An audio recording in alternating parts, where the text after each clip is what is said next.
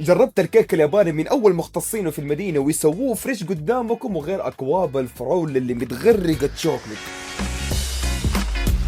الصوصات المتوفرة عندنا اللي هو صوص النوتيلا، وعندنا اللوتس والوايت شوكليت والمرجان، وعندنا البيستاشيو. حاليا البيست سيلر عندنا اللي هو صوص المرجان مع صوص النوتيلا. وانا جربت البيست سيلر والكيك الياباني لاول مره، وواضح علي بعد ما استوعبته كده واستطعمته انه عجبني، وهو فعلا طعم ترى، والكيك كده وقوامه رهيب، لازم انكم تجربوه.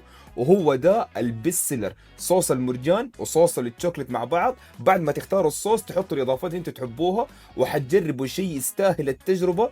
وبكده صار جاهز يا طويل العمر. الف هنا وعافيه عليكم، شيء مره رهيب، لازم انكم تجربوه. بس لسه ترى جيتكم دحين بالايس شوكليت، بارد ويسرسح. وعارفين كده اللي ذكريات كده، من زمان ما شربتوا المشروب هذا والناس قاطعينه وناسينه، بس عندهم موجود.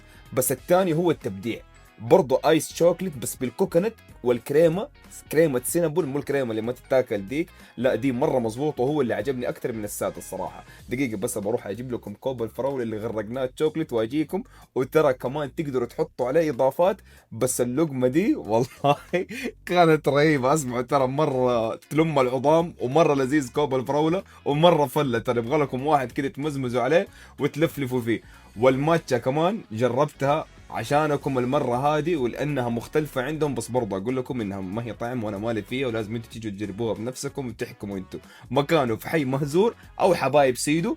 جربوا سويت هاب، ما حتندموا.